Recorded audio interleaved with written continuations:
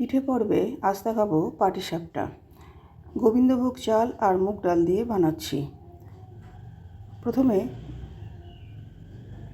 গোবিন্দভোগ চালটা পেস্ট করে নিয়ে বাটিতে ঢেলে নিলাম, তারপর দিয়ে দিলাম মুগ ডাল, এটাও পেস্ট করে ঢেলে নিলাম। এরপর দিলাম 1 বাটি ময়দা আর 2-3 চামচ মতো ঘি। এরপর দেব ভেজানো গুড়। সব দিয়ে খুব ভালোভাবে ব্যাটারটা তৈরি করে নেব। এখানে বলি, আমি একটু কম মিষ্টি দিয়েছি, আপনারা আরেকটু বেশি মিষ্টি দেবেন, এতে স্বাদটা খুব ভালো হবে। এরপর ননস্টিকের মধ্যে বেগুনের বোটার সাহায্যে অল্প একটু ঘি ব্রাশ করে নিয়ে হাতার হাতা দিয়েই গোল করে নিলাম। আর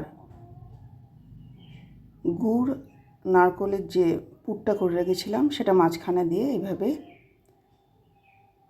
পাট করে নিলাম। পাট করতে করতেই পাটিসাপটা তৈরি হয়ে যায়।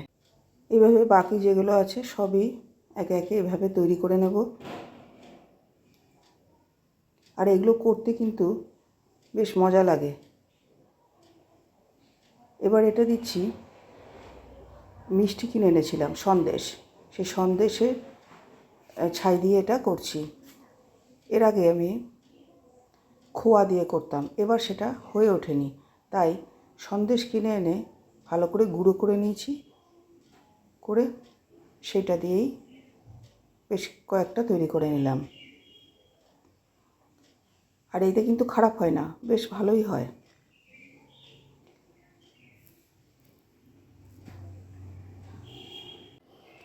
আরও কয়েকটা আছে, সেগুলোকে ঠিক এই একই প্রসেসে করে নিলাম।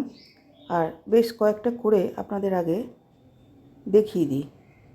এই দেখুন, এরকম হয়েছে, ভীষণ নরম হয়েছিল, মানে গরম অবস্থায় ভীষণ নরম।